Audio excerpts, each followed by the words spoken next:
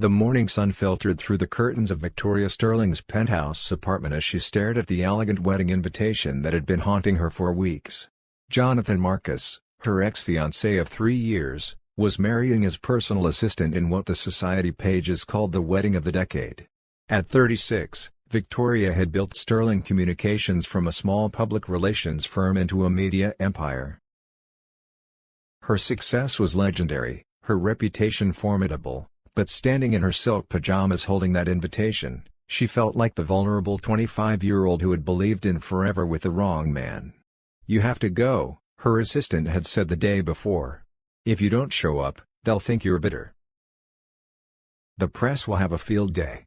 Victoria knew she was right. In her world of high-stakes business and social positioning, appearances mattered almost as much as quarterly reports. She needed to walk into that wedding with her head held high, preferably with someone impressive on her arm. That's when she remembered Michael. She had met Michael Rodriguez 3 weeks earlier under the most unexpected circumstances. Her car had broken down in a working-class neighborhood after a community outreach meeting, and while waiting for her driver, she'd watched a man teaching his young daughter to ride a bicycle in the small park across the street. The little girl, maybe 6 years old with dark curls bouncing under her helmet, had fallen twice. Each time, the man had knelt beside her with infinite patience, checking for scrapes, offering encouragement, never showing a trace of frustration. "It's okay, Isabella," he'd said in a voice that carried both strength and gentleness. "Remember what we talked about? Sometimes we fall down, but we always get back up. That's how we learn to fly."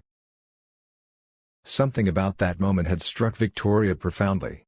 When her driver finally arrived, she'd found herself asking about the local community center, learning about their after-school programs, and somehow ending up in a conversation with the man from the park. Michael was 38, a former architect who had left his corporate job 2 years earlier when his ex-wife abandoned them. Now he worked multiple part-time jobs, handyman work, weekend construction, evening tutoring, whatever it took to provide for Isabella while being present for the moments that mattered most.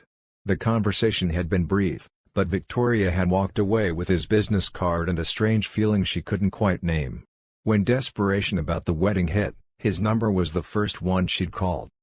"I have an unusual proposition," she'd said when he answered, trying to keep her voice professional. "I need a date for a wedding this Saturday. It's a business necessity, and I'm willing to compensate you fairly for your time."